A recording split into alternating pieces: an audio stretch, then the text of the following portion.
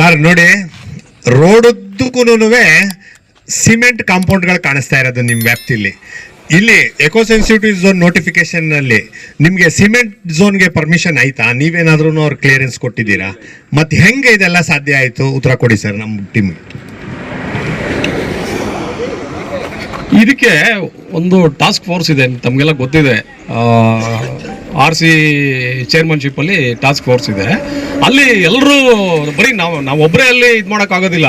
ಎಲ್ಲ ಟೀಮ್ ಬಂದು ನಾವು ಇದು ಮಾಡಬೇಕು. ನಾವು ಏನು ಇಲ್ಲಿಗಲ್ ಕನ್ಸ್ಟ್ರಕ್ಷನ್ಸ್ ಏನಿದ್ದಾವೆ ಅದನ್ನು ರಿಪೋರ್ಟ್ ಮಾಡಿದ್ದೀವಿ. ಅದರಲ್ಲಿ 8 ಹೋಮ್ ಸ್ಟೇಗಳನ್ನ ಆಲ್ರೆಡಿ ಬೀಗ ಹಾಕಿದ್ದಾರೆ. ಇನ್ನು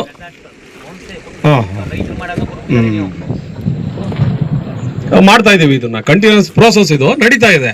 ಈಗ ಮೊನ್ನೆ ಇದು ಫೆನ್ಸ್ ಹಾಕಿದ್ರು ಅಂತ ಹೇಳಿದ್ರಲ್ಲ, ನಾನು ಅಕ್ಟೋಬರಲ್ಲೇ ನೋಟಿಸ್ ಕೊಟ್ಟು ಅದನ್ನ ರಿಮೂವ್ ಮಾಡಿಸಿದ್ದೆ.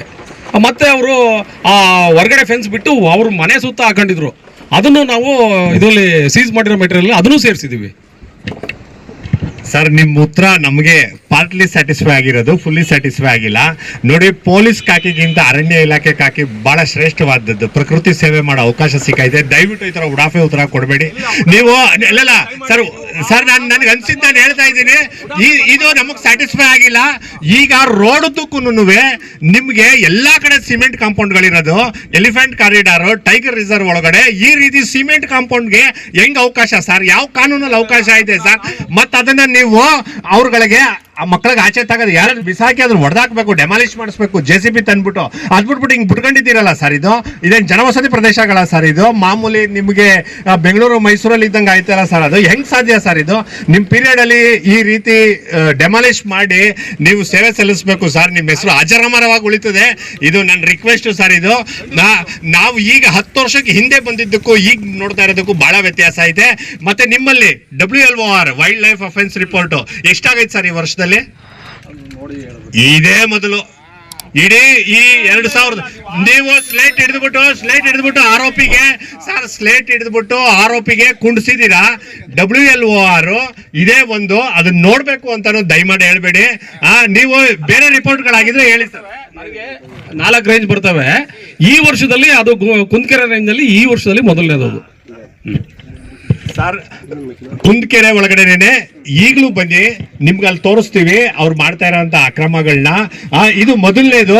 ಅದನ್ನು ನಮ್ಮ ರೈತರುಗಳು ನಮ್ಮ ಶಶಿ ತೋರಿಸಿದ್ದಕ್ಕೆ ಇದನ್ನ ಮಾಡಿದೀರಾ. ಇದ್ರದ್ದೆಲ್ಲಾ ಕ್ರೆಡಿಟ್ ಶಶಿಗೆ ಹೋಗ್ಬೇಕು. ಮತ್ತೆ ಕ್ರೈಮ್ ಸ್ಪಾಟ್ಗೆ ಇನ್ಫಾರ್ಮೆಂಟ್ ಬಾತ್ಮೀದಾರ ಹೋದ್ರೆ ಅವನು ನಾಚೆ ಹೋಗುವಂತಾರಂತೆ. ಹೆಂಗ್ ಸಾಧ್ಯ ಸರ್ ಇದು? ಹಂಗ ಹೇಳ್ಬಹುದಾ ಸರ್? ಕಾನೂನಲ್ಲಿ ಆ ತರ ಅವಕಾಶ ಆಯ್ತಾ? ಬಾತ್ಮೀದಾರನಿಗೆ ಕ್ರೈಮ್ ಸ್ಪಾಟ್ ಇಂದ ಹೊರಗಡೆ ಹೋಗಪ್ಪ ಅಂತ ಹೇಳ್ಬಹುದಾ? ಇಲ್ಲ, ಅದು ಯಾವ ಅರ್ಥದಲ್ಲಿ ಹೇಳಿದಾರೆ ಗೊತ್ತಿಲ್ಲ. ಅಲ್ಲಿ ಕೆಲವು ಸಾಕ್ಷಿಗಳನ್ನ ಕಲೆ ಹಾಕ್ಬೇಕಾಗುತ್ತೆ. ಆ ಟೈಮಲ್ಲಿ ಡಾಗ್ ಸ್ಕ್ವಾಡ್ನು ಕೂಡ ಕರೆಸಿದ್ವಿ. ಅಲ್ಲಿ ಎಲ್ಲರದು ಸ್ಮೆಲ್ಗಳು ಇದಾಗುತ್ತೆ ಅಂತ ಹೇಳ್ಬಿಟ್ಟು ಹೇಳಿರ್ಬೋದು ಆ ಥರ. ಆಯ್ತಾ? ಅದು ಬಿಟ್ಟು ಅನ್ಯತಾ ಭಾವಿಸ್ಬೇಡಿ ದಯಮಾಡಿ. ಇಲ್ಲ ಸರ್, ನಿಮ್ಮ ಮೇಲೆ ಗೌರವ ಐತೆ ಪರ್ಸನಲಿ. ಬಟ್ ಫಾರೆಸ್ಟ್ ಇಲಾಖೆ ಆಫೀಸರ್ ಆಗಿ ನಮ್ಗೆ ಅಷ್ಟು ಕಾನ್ಫಿಡೆನ್ಸ್ ಬರ್ತಾ ಇಲ್ಲ. ಕಾರಣ ಏನು ಅಂದ್ರೆ, ನೀವು ಅಷ್ಟೆಲ್ಲ ಜಿಂಕೆ ಚರ್ಮಗಳು, ಕೊಂಬುಗಳು, ಮತ್ತೆ ಏನು ಬೇರೆ ಮಿಷಿನ್ ಗನ್ಗಳು ಎಲ್ಲ ಇದ್ರೂ ನೀವು ತನಿಖೆನ ಪ್ರಾಪರ್ ಆಗಿ ಮಾಡ್ತಾ ಇಲ್ಲ. ಆರೋಪಿಗೆ ಸಹಕಾರ ಕೊಡ್ಬೇಕು ಅಂತಾನೆ ಮಾಡ್ತಿದ್ದೀರಾ ಅನ್ನೋದು ಮೇಲ್ನೋಟಕ್ಕೆ ಕಂಡು ಬರ್ತಾ ಐತೆ. ನಾನು ಪೂರ್ತಿ ಹೇಳ್ತೀನಿ ಕೇಳಿ ಸರ್. ಯಾಕೆ ಅಂತಾನು ಹೇಳ್ತೀನಿ ಕೇಳಿ ಸರ್. ಎಲ್ಲಿ ಸರ್ ಆರೋಪಿ? ಮೊದಲನೇ ಆರೋಪಿ, 2ನೇ ಆರೋಪಿ ಎಲ್ಲ ಎಲ್ಲೋದ್ರು ಸರ್? ಅವರು ಆರ್ಮ್ಸ್ ಆಕ್ಟ್ ಒಳಗಡೆ ಕೇಸ್ ಹಾಕಿದ್ದೀರಾ ಸರ್ ನೀವು? ಅಲ್ಲ, ನಮಗೆ ಪವರ್ಸ್ ಇಲ್ಲ. ಅದನ್ನ ಅವ್ರಿಗೆ ವಾರಂಟ್ ಇಶ್ಯೂ ಮಾಡ್ಲಿಕ್ಕೆ ಲೆಟರ್ ಕೊಟ್ಟಿದ್ದೀವಿ. ನೋಡಿ, ಈ ರೀತಿ ಹೀನಿಯಸ್ ಅಫೆನ್ಸ್ ಮಾಡಿದ್ರು ನಮ್ಗೆ ಪವರ್ ಇಲ್ಲ ಅಂತ ಹೇಳ್ತಿರಲ್ಲ. ನನಗಂತೂ ಗೊತ್ತಿಲ್ಲ, ಎಕ್ಸಿಕ್ಯೂಟ್ ಮಾಡ್ಲಿಕ್ಕೆ ಆಗೋದಿಲ್ಲ. ಪೊಲೀಸ್ ನೀವು ತಕ್ಷಣ ರಿಪೋರ್ಟ್ ಕೊಟ್ಬಿಟ್ಟು ಆರ್ಮ್ಸ್ ಆಕ್ಟ್ ಒಳಗಡೆ ಆಗೋದಾದ್ರು ಆಗ್ಲಿ ಮಾಡಿ ಎಷ್ಟು ಇನ್ವೆಸ್ಟಿಗೇಷನ್ ಲ್ಯಾಪ್ಸಸ್ ಐತೆ ಅಂತ ಸರ್ ಹತ್ರ ಮಾತಾಡಿ.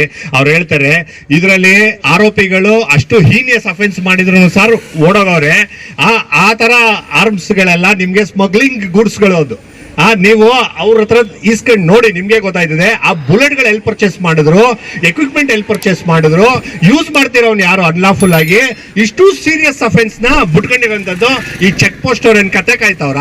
ಎಲ್ಲರೂ ಬಂದ್ರೆ 20 ರೂಪಾಯಿ ಕೊಡು 30 ರೂಪಾಯಿ ಕೊಡು ಅಂತ ಕೇಳ್ತಾರೆ. ಗನ್ ಇರೋದು ಅಷ್ಟು ದೊಡ್ಡ ದೊಡ್ಡ ಇನ್ಸ್ಟ್ರೂಮೆಂಟ್ ಒಳಗಡೆ ಪಾಸ್ ಆಗೈತೆ ಅಂದ್ರೆ ಹೆಂಗ್ ಬಿಡಕ್ ಸಾಧ್ಯ? ನಂಬರ್ 1. ಎರಡನೇದು ಅದು ಯೂಸ್ಡ್ ಬುಲೆಟ್ಗಳು. ಆ ಬುಲೆಟ್ ಸೀರೀಸ್ ಅಲ್ಲಿ ಸರಿ ಸುಮಾರು ಒಂದು 20-30 ಬುಲೆಟ್ಗಳು ಯೂಸ್ ಆಗೈತೆ. ಅಲ್ಲಿ ಸೌಂಡ್ ಬಂದ್ರೆ ಆ ಲೋಕಲ್ ಇನ್ಚಾರ್ಜ್ ಆಫೀಸರ್ಸ್ಗೆ ಸೌಂಡ್ಗಳು ಕೇಳಿಸೋದಿಲ್ವಾ? ಅದು ಇಷ್ಟೆಲ್ಲ ನೆಗ್ಲಿಜೆನ್ಸಿ ಹೆಂಗ್ ಸಾಧ್ಯ? ಒಳಗಡೆ ಜಿಂಕೆ ಮಾಂಸ ಅಡಿಗೆ ಮನೇಲಿತ್ತು, ಕಾಣಿಸ್ಲಿಲ್ಲ. ಇಲ್ಲಿ ಹೊರಗಡೆ ಫೆನ್ಸ್ ಕಾಣಿಸ್ಬೇಕಾಗಿತ್ತಲ್ಲ, ಆ ಮರದ ಸುತ್ತ ಕೊಂಬುಗಳು ಹಾಕೊಂಡಿದ್ರಲ್ಲ, ನಿಮಗೆ ಗೊತ್ತಾಗ್ಬೇಕಾಗಿತ್ತಲ್ಲ, ಯಾಕೆ ಗೊತ್ತಾಗಿಲ್ಲ? ಇಲ್ಲಿ ಮೇಲ್ನೋಟಕ್ಕೆ ನೆಗ್ಲಿಜೆಂಟ್ ಆಫ್ ಇಮಿಡಿಯೇಟ್ ಆಫೀಸರ್ ಕಾಣಿಸ್ತಾ ಇದೆ. ದಯಮಾಡಿ ಅವ್ರ ಮೇಲೂ ಸಹ ನೀವು ಕ್ರಮ ತಗೊಳ್ಬೇಕು. ಒಂದು. ಎರಡನೇದು, ಅಲ್ಲೆಲ್ಲ ಹೋಮ್ ಸ್ಟೇಗಳೆಲ್ಲ ನಡೀತಾ ಇದಾವಲ್ಲ ಸರ್, ಆ ಹೋಮ್ ಸ್ಟೇ ಕಾನ್ಸೆಪ್ಟ್ ನಿಮಗೆ ಚೆನ್ನಾಗಿ ಗೊತ್ತು. ರೈತ ಅಲ್ದೇನೆ ಬೇರೆ ಯಾರೂ ಹೋಮ್ ಸ್ಟೇ ನಡೆಸೋದಕ್ಕೆ ಸಾಧ್ಯ ಇಲ್ಲ. ಅಲ್ಲಿ ಯಾರು ರೈತರು ಹೋಮ್ ಸ್ಟೇ ನಡೆಸ್ತಾವ್ರ ಸರ್? ನೀವು ಪ್ರಾಪರ್ ಆಗಿ ಇನ್ವೆಸ್ಟಿಗೇಷನ್ ಮಾಡಿದ್ದೀರಾ? ಒಂದು. ಎರಡನೇದು, ಅದು ಯಾರು ಇವಾಗ ಹೋಮ್ ಸ್ಟೇ ನಡೆಸ್ತಿದ್ದ ಅವ್ನು ನಾನು ಹೋಮ್ ಸ್ಟೇನೇ ನಡೆಸ್ತಾ ಇಲ್ಲ, ಅದು ಫಾರ್ಮ್ ಹೌಸ್ ಅನ್ನೋ ರೇಂಜಿಗೆ ಬಂದವನು ಅವನು ನಿಮ್ಮ ಇನ್ವೆಸ್ಟಿಗೇಷನ್ ಲ್ಯಾಪ್ಸಸ್ ಇಂದ. ಮೂರನೇದು, ಅದನ್ನ ನೀವು ಯಾಕೆ ಸೀಸ್ ಮಾಡಿಲ್ಲ? ನೀವು RTC ನೋಡಿದ್ದೀರಾ? ಅದ್ರದ್ದು ನಾನು ದಿಶಾ ಕ್ಯಾಂಪಲ್ಲಿ ಈಗ ಹೋಗಿ ನೋಡ್ಕೊಂಡ್ ಬಂದಿದ್ದೀನಿ. RTC ನೋಡಿದ್ದೀರಾ? ಅವ್ರ ಭೂಮಿ ಎಷ್ಟು, ಅರಣ್ಯ ಭೂಮಿ ಎಷ್ಟು ಅಂತ ನೋಡಿದ್ದೀರಾ? ನೀವೆಲ್ಲ ಅರಣ್ಯ ರಕ್ಷಕರು ಅಂತ ಅಂದ್ಮೇಲೆ ಅದನ್ನ ಹೋಗಿ ಸೀಸ್ ಮಾಡ್ಬೇಕು ತಾನೆ. ಈಗ ಕ್ರೈಮ್ ನಡೆದಿರೋ ಏರಿಯಾನೇ ನೀವು ಸೆಕ್ಯೂರ್ ಮಾಡಿಲ್ಲ.